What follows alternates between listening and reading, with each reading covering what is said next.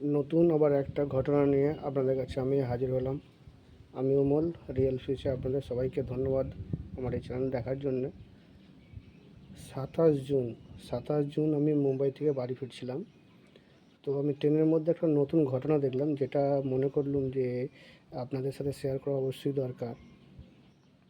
সেদিন যখন আমি ট্রেনের মধ্যে আসছিলাম, একটা জিনিস লক্ষ্য করলাম যে যারা রিজার্ভেশন টিকিট কেটেছে তারা তো সিটে বসে বা সিটে শুয়ে আসছিল, কিন্তু যারা ওয়েটিং টিকিট কেটে রিজার্ভেশন বা চালু টিকিট কেটে রিজার্ভেশন ডাব্বায় উঠেছিল, তাদেরকে ভারত সরকারের পক্ষ থেকে পুলিশ পুলিশ যে রেল পুলিশ যে থাকে, সে রেল পুলিশ ওয়েটিং ও যারা ওয়েটিং কেটে রিজার্ভেশন উঠেছিল বা চালু টিকিট কেটে রিজার্ভেশন উঠেছিল, তাদেরকে সব জেনারেল ডাব্বায় ট্রান্সফার করছিল।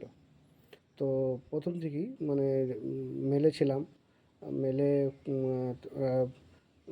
মেলে রাত্রি ছাড়ে, আর রাত্রিবেলা তাদেরকে জেনারেল ডাব্বায় ট্রান্সফার করছিল, সবাইকে একধার থেকে সবাইকেই করছিল। তো দেখে একটা দিকে ভালোও লাগলো, আবার একটা দিকেও খুব একটু খারাপও লাগছিল। কেন অনেক মানুষ ওই বিষয়টা জানেই না যে আজকে আমি ওয়েটিং টিকিটে রিজার্ভেশন ডাব্বায় উঠেছি।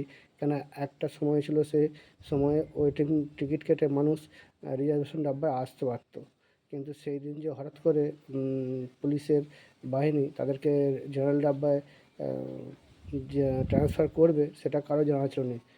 বহুজন মানুষ, মহিলা, পুরুষ, সবাই সবাই জেনারেল ডাব্বা, কিন্তু জেনারেল ডাব্বায় এত ভিড় হয়েছিল, দেখে খারাপও লাগছিল যে এই ছোটো ছোটো বাচ্চা নিয়ে মহিলা, তারপর আরও সব অনেক বাচ্চারাও ছিল, মধ্যবয়স্ক ইয়ং ছেলেরা সবাই ছিল।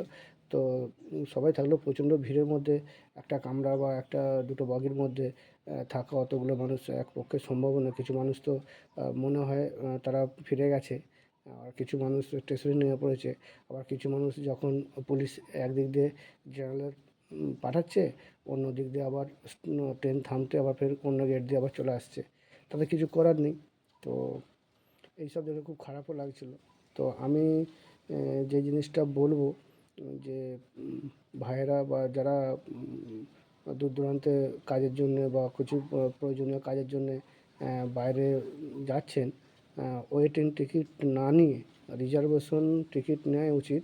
কেননা অত দূর সফর করাটা খুব কষ্টের ব্যাপার আছে।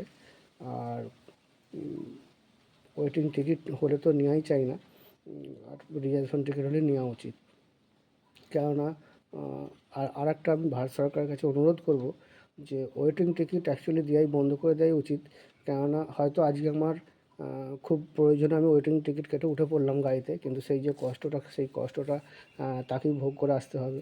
এক নম্বর। আর দ্বিতীয় নম্বর হচ্ছে অন্য যাত্রী যারা 3 মাস 4 মাস আগে টিকিট কেটে রিজার্ভেশন কেটে রেখেছে, তাদেরও খাওয়াতে প্রবলেম হয়, বাথরুম যাওয়ার জন্য প্রবলেম হয়, তারপর তাদের শুতে বসতে সব কিছুতে প্রবলেম হয়। তারাও তো মনে মনে ভাবে যে আমি 3 মাস 4 মাস আগে থেকে এত টাকার টিকিট কেটে আমি রিজার্ভেশন টিকিট কেটেছি, তাহলে ভারত সরকারের এরকম পরিষেবা। তো অনেক মানুষ আছে যারা শিক্ষিত মানুষ, তারা হয়তো কোনো সরকারের ওয়েবসাইটে গিয়ে প্রবলেম জানাচ্ছে, এটা আমার মনে হয়। কিন্তু ভারত সরকারের কাছেও আমার অনুরোধ যে অবশ্যই এই বিষয়টা একটু খেয়াল করে দেখা উচিত। কেননা এই পরিষেবা মোটেই ভালো আমার মতে তো ঠেকছে না, বা ভালো লাগছে না। কেন, এর চেয়ে আমাদেরকে আরও বেটার হতে হবে পরিষেবার জন্যে। ভারত সরকারের পক্ষে থেকে আরও পরিষেবা নেওয়া অবশ্যই দরকার। আর সাধারণ মানুষ যাতে সুস্থভাবে সঠিকভাবে ভালোভাবে পৌঁছাতে পারে দূর দূরান্তে বা অন্য শহরে, সেই হিসাবে সেই বিষয়টার উপর ধ্যান দেওয়া অবশ্যই দরকার। আর আরেকটা মানবতার খাতিরে যে পুলিশ বাহিনী যে ওদেরকে প্রেশার দেবে বা বলবে, ওনারা তো করছেন, ওনাদের কাজ ওনারা করছেন। কিন্তু একটা আমি দেখলাম একটা মহিলা দুটো বাচ্চা নিয়ে জেনারেল ডাব্বায় সে একা সফর করছে। তো কী করে সে ওই ওই রাতের মধ্যে ট্রেন থেকে নামবে বা নেবে অন্য ট্রেন ধরে সে আবার ফের তার গন্তব্যস্থলে পৌঁছাবে, এই জিনিসটা আমাকে খুব ভাবতে বাধ্য করেছে। যার জন্য ভিডিওটা আজকে আমি আপনাদের কাছে সব শেয়ার করলাম। আপনাদের যদি এই ভিডিওটা ভালো লাগে, অবশ্যই অন্যজনের কাছে শেয়ার করুন। আর কোনো ব্যক্তি যদি মনে করেন যে হ্যাঁ, এই বিষয়টা নিয়ে সরকারের কাছে কোনো প্রতিবেদন জানাবে, তো জানাতে পারো অবশ্যই জানান। অবশ্যই এটা তো খুব ভালো কাজ। আর প্রত্যেক ভাইদেরকে বলবো বা প্রত্যেক মানুষকেই বলবো যে রিজার্ভেশন টিকিট না কেটে ট্রেনেতে ওঠা খুবই এখন কষ্টকর ব্যাপার।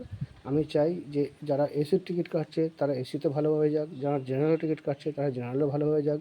কিছু মানুষের আর্জেন্ট থাকে, তো আর্জেন্ট থাকার জন্যে সরকারের কাছ থেকে একটা অনুরোধ যে তাদের কমসে কম সেই সব পথগুলো একটু খালি রাখা দরকার, যেগুলো এমার্জেন্সির জন্যে। কিছু যেমন আমরা প্রিমিয়াম তৎকাল কাটি, সেই সব কোটাগুলো কিছু কেমন ফাঁকা রাখা দরকার, যেগুলো এমার্জেন্সির জন্য লোকেদের দেওয়া দরকার। এই আর এই যে ভিডিওটা আমার করার উদ্দেশ্যটা এটাই যে পরিষেবাটা যেন মানুষের কাছে ভালোভাবে পৌঁছায়। বাথরুম এত নোংরা, বাথরুমে জল নেই। একটা ছেলে বা একটা ইয়ং ছেলে, সে নয় সমস্ত জিনিসটা ম্যানেজ করতে পারবে, কিন্তু একটা মহিলা, একটা বৃদ্ধ মানুষ, সে এত নোংরার মধ্যে বাথরুমে যাওয়া, এত নোংরার মধ্যে, এত ভিড়ের মধ্যে, যখন ওয়েটিং টিকিটে যারা রিজার্ভেশন ডাব্বায় ওঠে, এত ভিড় হয়ে যায় যে মানুষ বাথরুম যাওয়ার মতো সুযোগ পায় না। এমন মনে হয় যেন সেটা জেনারেল ডাব্বা হয়ে গেছে, রিজার্ভেশন ডাব্বা জেনারেল ডাব্বা হয়ে গেছে, কিন্তু যাতায়াতের প্রচুর প্রবলেম হয়। তো অবশ্যই ভারত সরকারের কাছে আমার অনুরোধ, একটা ব্যবস্থা নেওয়া অবশ্যই দরকার। খুব তাড়াতাড়ি যদি এই ব্যবস্থা নেওয়া হয়, তাহলে যারা সফর করে তারা নিশ্চয়ই খুশি হবে, তারা নিশ্চয়ই আনন্দ উপভোগ করবে। আস্তে আস্তে আমাদের এই ব্যবস্থায় উন্নতি হওয়ার দরকার আছে। তো বন্ধুরা, যদি কারো এই ভিডিওটা ভালো লাগে অবশ্যই শেয়ার করুন, আর আমার চ্যানেলটাকে সাবস্ক্রাইব করে দেবেন, আর কমেন্ট করে জানাবেন ভিডিওটা কেমন লাগলো। জয় হিন্দ, জয় ভারত।